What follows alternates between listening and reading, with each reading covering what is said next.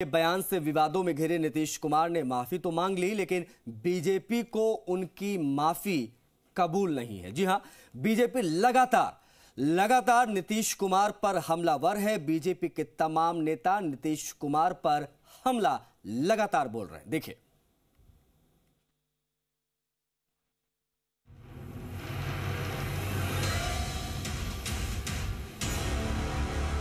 शादी होगा लड़का लड़की में तो जो पुरुष है वो तो रोज पहले महा गलती और फिर माफी।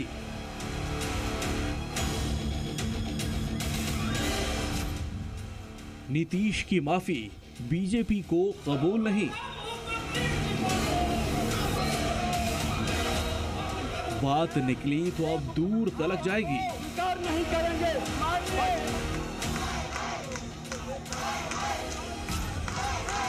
माफी से नहीं बन रही बिगड़ी बात।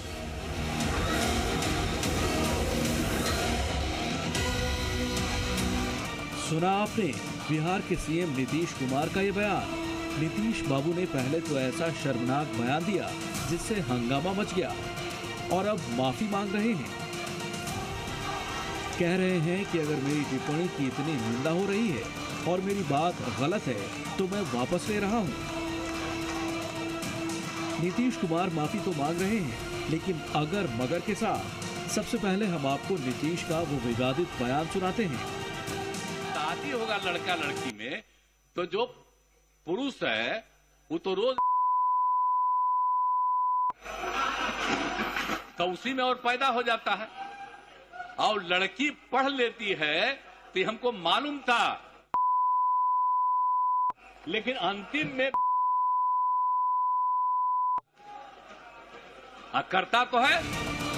और इसी बयान पर अब नीतीश सशर्त माफी मांग रहे हैं। चलिए पहले आपको नीतीश कुमार की माफी सुनाते हैं और फिर बताते हैं कि सियासी गलियारों में उनकी माफी को क्यों कबूल नहीं किया जा रहा है।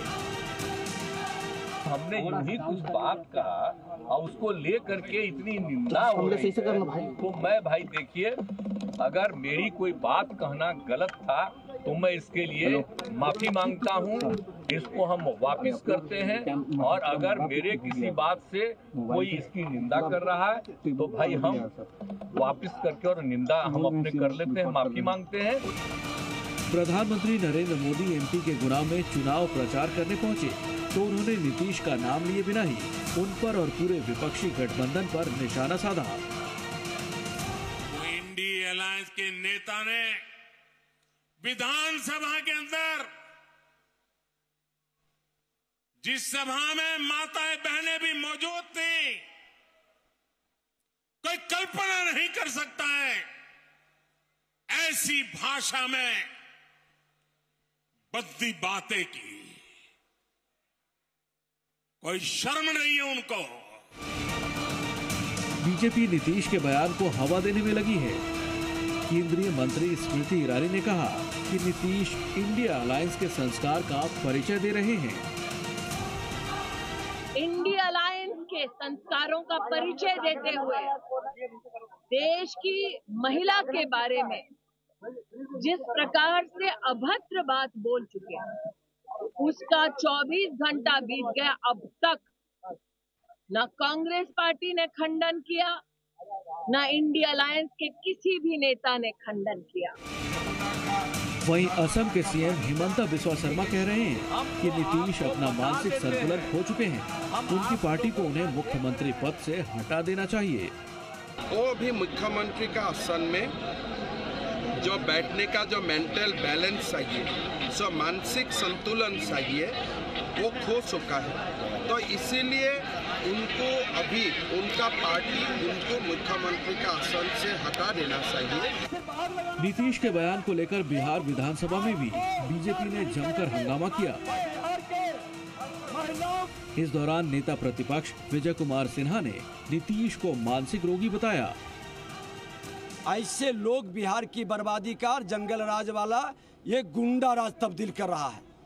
ऐसे लोग को कभी स्वीकारना नहीं, माफी ही नहीं, इस्तीफा देना चाहिए। मेंटल का मामला है, इसकी जांच होनी चाहिए।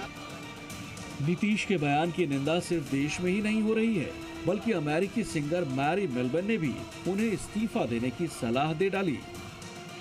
Today, India faces a defining moment right here in Bihar, where the value of women is being challenged. And I believe there is only one answer to this challenge.